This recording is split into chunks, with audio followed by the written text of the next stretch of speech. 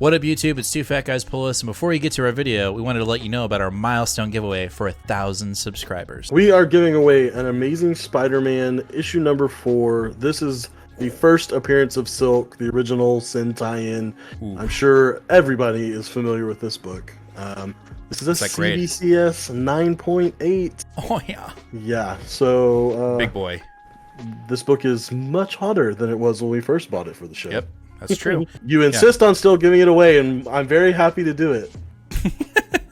You can tell that he is not. But anyway, we are giving this away when we hit 1,000 subscribers. Kick-ass, key issue, first appearance of Silk, is someone's going to win this book. So go ahead, hit that subscribe button, and let's get to the video, shall we? Hey, Nate. I accidentally took my cat's meds last night. Don't ask me meow. Don't ask me meow. Don't ask me meow.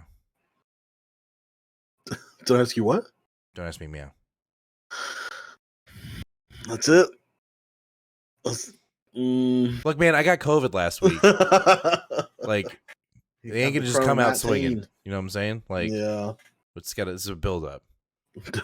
You're right. I All don't have right. a cat. Do I? No cats. Oh, I don't know. Do you? I don't know. I forgot about one of them. Well, you used to have a cat. Correct. You yeeted it? Let's not talk about it. Let's start the show. What up, YouTube? It's Two Fat Guys Pull Us. We've got another new comic book day video for you for the week of September 7th. And it's good. It's a good size week. It's a good size week.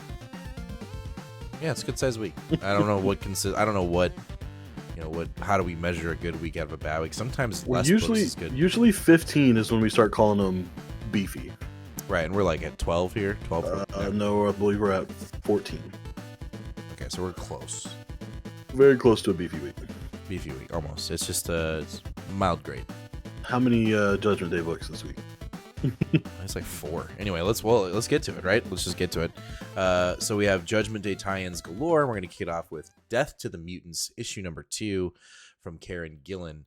The first one I enjoyed. I thought it was really good. It felt like the first tie-in. Not that any of the tie-ins that we've currently read outside of X Factor haven't had weight, right? They've had weight. But this Death to the Mutants book seems to be very important comparative to all the other tie-ins that we've read. It does. I think when we covered the first issue of this, we basically agreed that it was Eternals issue number 13, or that this should have just been a continuation of the Eternals book. It has, the central narrative of this story is told through the Earth Machine. It has the same humor, the same cast. It's very involved with the Eternals side of things during this event. So and even the Deviants, like in the last issue, the Deviants walked through the Krakoan gate, so clearly they have some kind of connection. Whether it is the X gene or not, there is a deviation that's allowing them to walk onto the island. So we've got new helpers, or what's the word, allies. Yes. So that's kind of neat. So I'm sure this is where this issue will probably focus a lot on, but that Death to the Eternals at the end of the issue 1, that really got me going. So I'm very interested to see where Karen, this is Judgment Day 2.0, right? Or Eternals, but I'm digging it. So cannot wait to read it. All right, after that, we've got Judgment Day tie-in number 2, and that is Immortal X-Men issue number 6, which we are looks like we're focusing on Sebastian Shaw.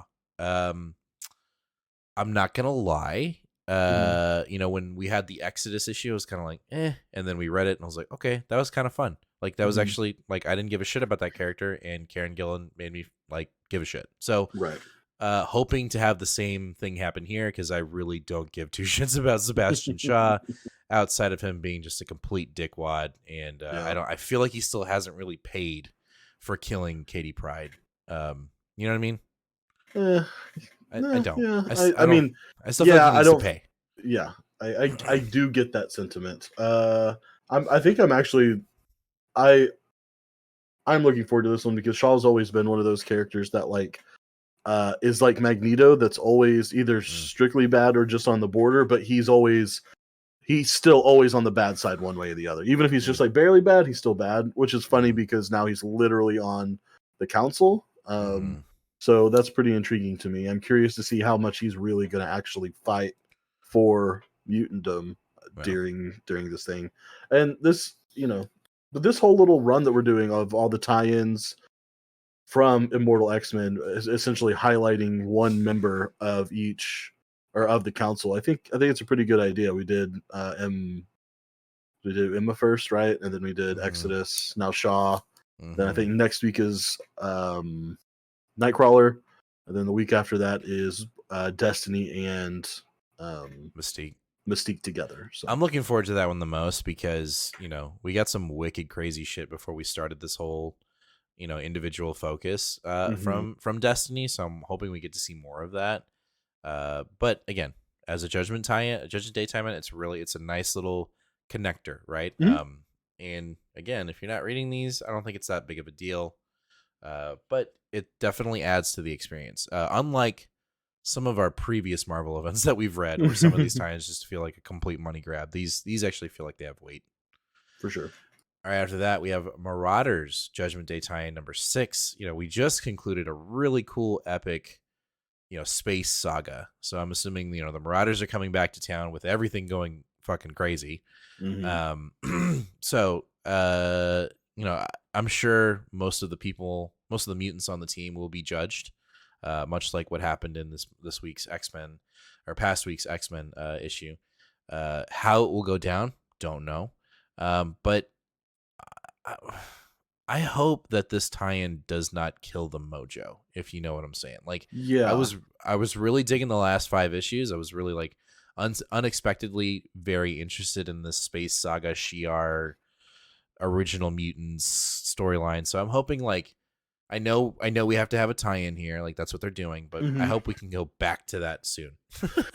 Well, and I was just about to say, it looks like this is just a one and done thing with Marauders. It looks like we've got one tie-in, and then issue 7 is literally a new arc. We're back to still being concerned with the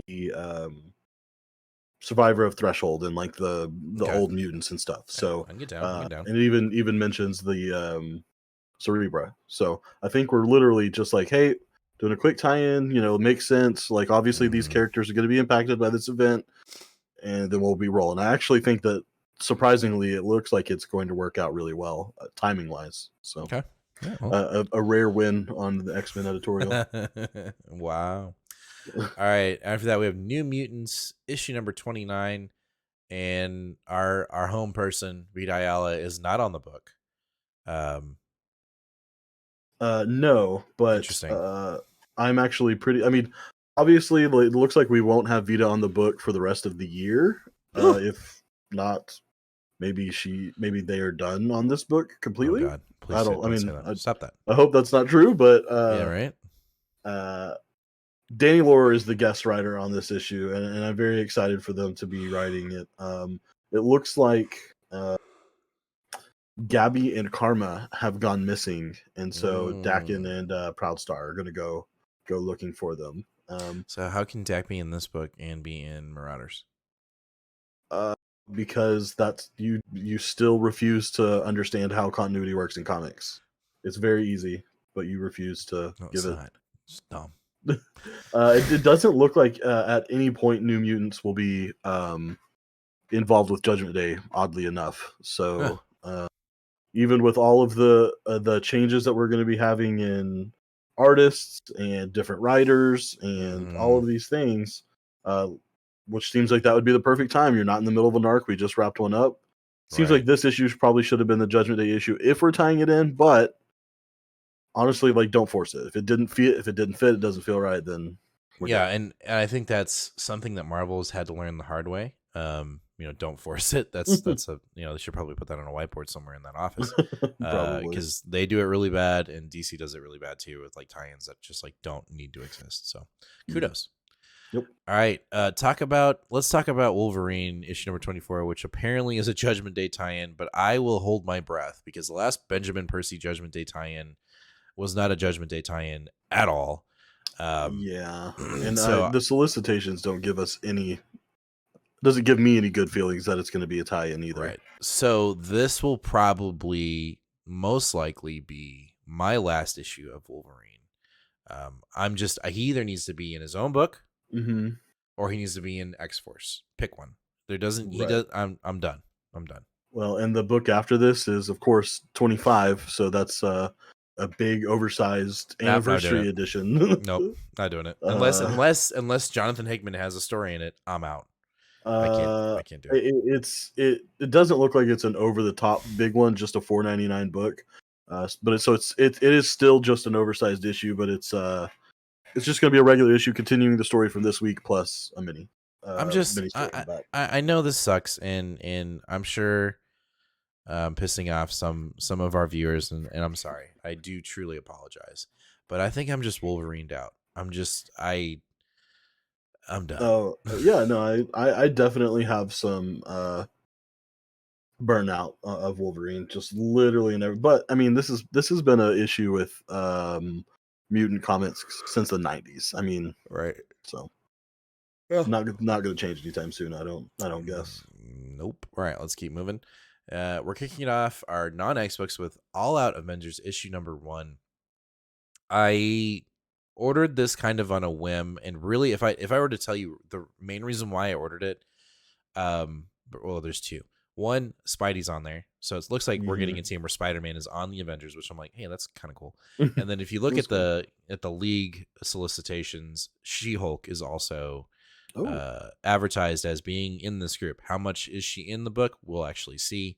But I did not realize that there was so much controversy with this book because of the artist, which is Land. And I vaguely remember something about him, and then I remember you talking about it, but not much. And then I looked it up, and oh, look, he's tracing aliens. So and pornos. So I'd already ordered the book, and so I'm going to give it a shot. And also, I feel bad because there is a lot of controversy behind this book. A lot of people aren't ordering the book because Land is on it. But I feel like it's very unfair for Landy, who is the writer. I just feel like he's not getting a fair shake. And I think, if his story's good, I don't know. Like, I feel like I'm in between a rock and a hard place because I want to support a new writer, obviously, because it's not Jason Aaron. Right. And I just want to read it. And I guess I got to see if I can get past Lan and his egregious art faux pas thing. I don't know. I don't know what I'm trying to say. I'm going to read it and we'll see what happens. Yeah, no, I totally get it. Yeah. So, and the other thing is, and I read the solicitations for it, the way it's being written probably won't help my brain because the solicitations, like, we're literally throwing you in the middle of an event and they're just like tarotining it, you'll figure out what's going on as you read it. Right. Which, again, Jason Aaron is kind of doing right now. I'm just hoping there's more structure here. So if number 1 really intrigues me, I think I'll continue to read it, but that remains to be seen. So We'll see. All right. After that, we got Moon Knight from McKay, issue number 15. We are dealing with the multiple personalities still. And I am for it. The last issue was absolutely phenomenal, cracking open this idea that, has been around forever since Moon Knight has existed, but just to kind of get a modern take on it. I'm looking forward to it.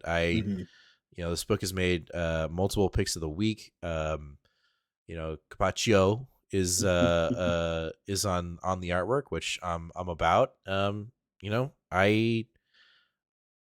want to see what direction we go with this Moon Knight suppressing his multiple personalities here. I'm very interested to see what happens.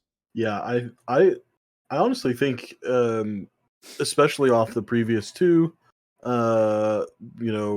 volumes of Moon Knight, which were a little bit more leaning into the multiple personalities, the fact that we went 13 issues without even addressing it pretty much at all, and told a really great story, I think is good. But I think some long-time Moon Knight fans are like getting a little restless and like, hey, this is an absolutely integral part of his character. Like, it needs to be here too.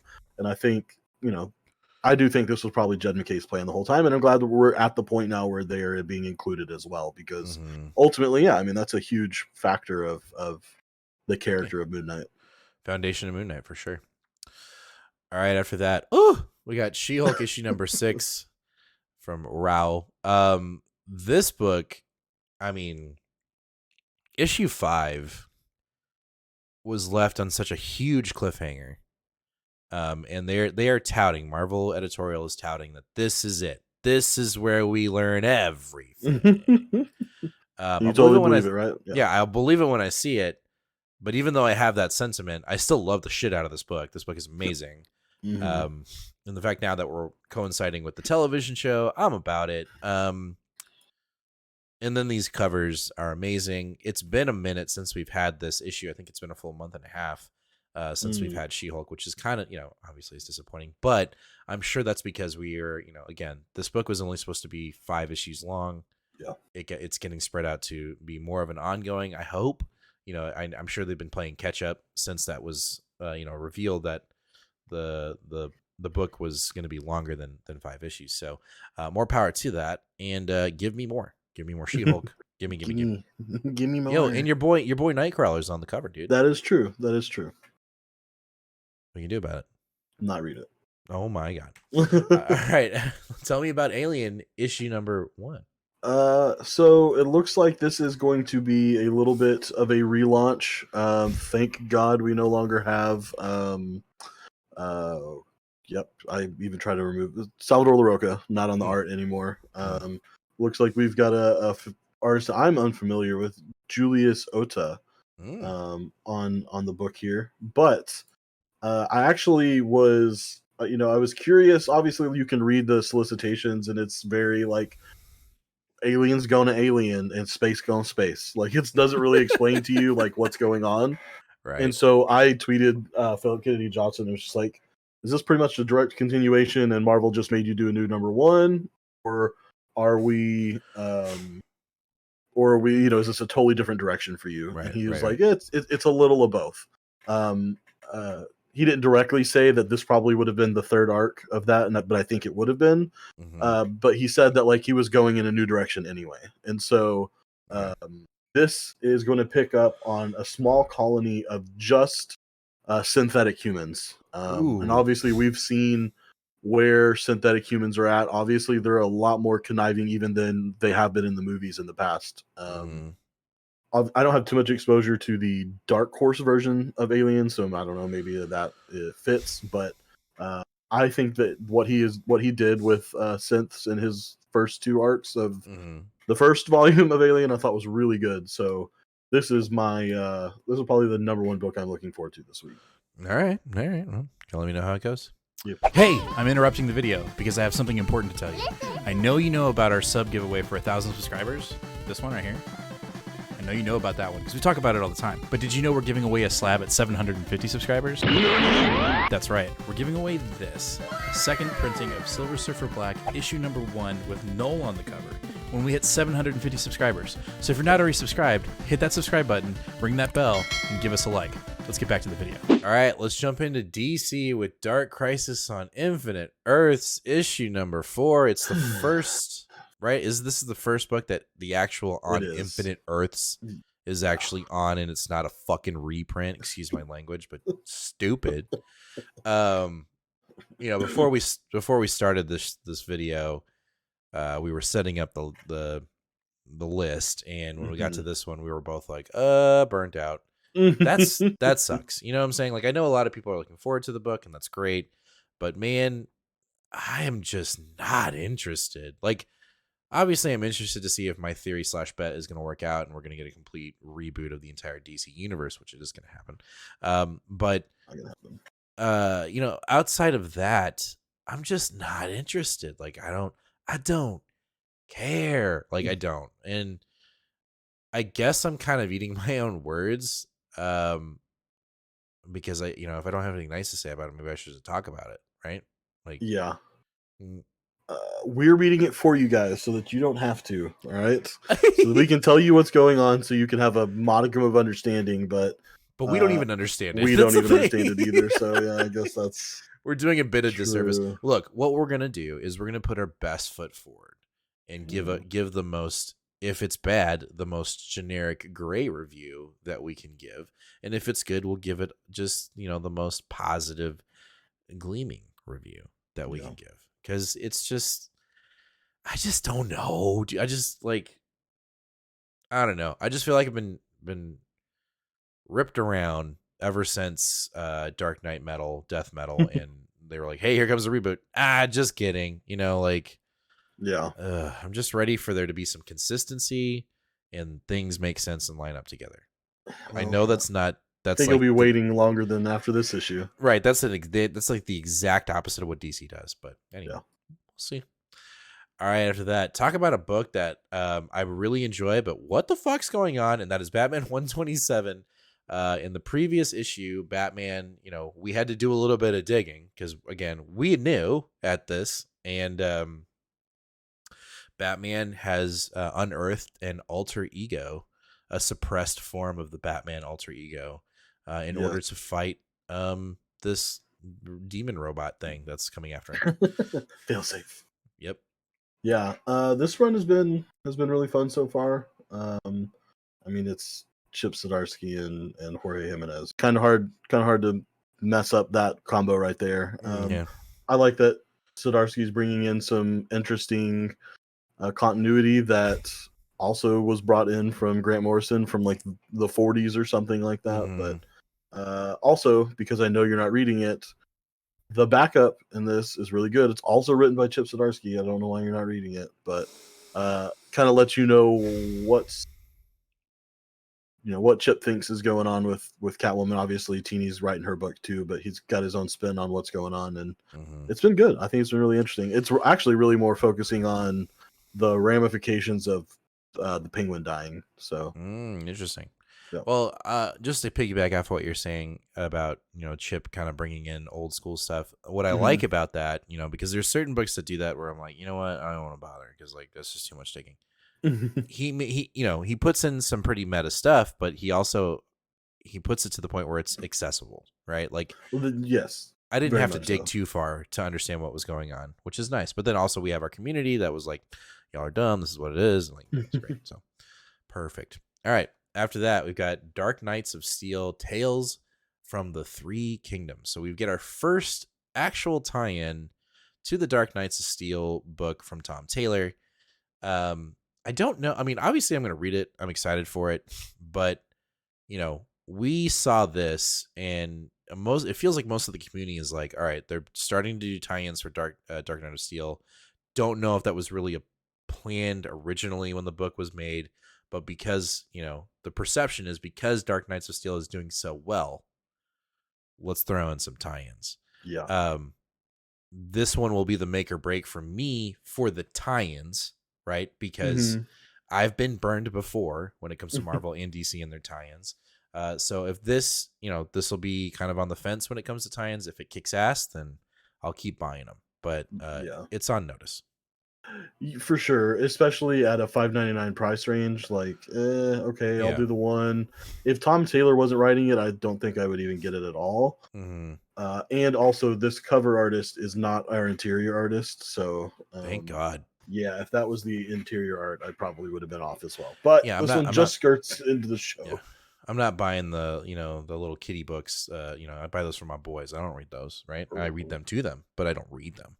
I just don't prefer it. Yeah, I agree. No. All right, after that, we've got our last book of the night. Shocker, we don't got any independence this week. Weird. And that is Sword of Asriel, issue number 2, a limited series, 2 of 6, Vengeance of the Poor Fellow.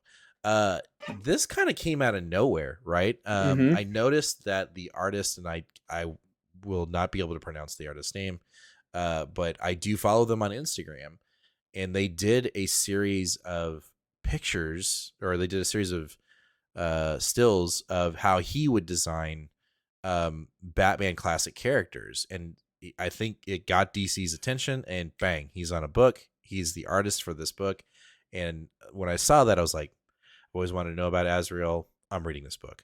And I was very impressed with issue 1 with the writing and then with obviously the artwork. So, issue 1 was really fun. The hook that got set at the end, I was kind of like, whoa, like, I didn't know what I was expecting, but it wasn't that. And I'm super impressed. So To see the Knights of Templar and Vengeance, or what's the name of Bane's daughter? Is it Vengeance? Vengeance, yeah. Vengeance. They're kind of teaming up to kind of do some harm to Asriel and some priests. I'm here for it. I'm looking forward to it. It's a really fun book. Yeah. I was. I enjoyed it more than I thought I would. The catch-up book that was the accumulation of the urban legends was a little weak to me, but this was much better. So yeah, I'll pick up issue 2, see what's going on. Yeah, it's all there, man. The fact that it's a mini just kind of helps it even more. Just to kind of get a little taste, and then hey, let's have another one, another one. And another one with the best music. All right. Well, that's going to do it for the week of September 7th. Let us know down in the comments. What are you picking up today? What's the first book you're going to read? And what's your potential pick of the week? We want to know. As always, make sure to hit that subscribe button, ring that bell, give us a like, and also make sure to share this video out to everybody that you know. Let them know that Two Fat Guys Bullis is the best comic book show ever on YouTube, so we can get those numbers up, because we know we want to hit our sub goals, so we can keep hitting other sub goals, so we can keep on giving away stuff, because we give away some of the best ish on YouTube. So we will see you. We may or may not see you this Sunday, because I'm going on vacation. Someone took a sick vacation, now they get a real vacation. I showed up when I was sick, okay? So don't even start that ish, right? Anyway, worse, you spread the cooties. In what? In my own room? Anyway, listen, we may or may not have a show. I'm debating taking my laptop with a full-on camera setup and microphone setup and still do the show, but you'll just hear the sweet, soothing sounds of the Texas Gulf. The Texas Gulf. In the background. Lord. Well, we'll see. If we don't have a live show, I apologize, but boys got to take a vacation. I gotta get out of this house. So we may or may not see you this Sunday, 8 o'clock Central Standard Time, live here on YouTube. And you may or may not get a review of She-Hulk. So just work good though, all right? Yeah, see what happens. See what happens, eh? All right. As always, fam, be kind to one another and read more comics. Catch you in the next one.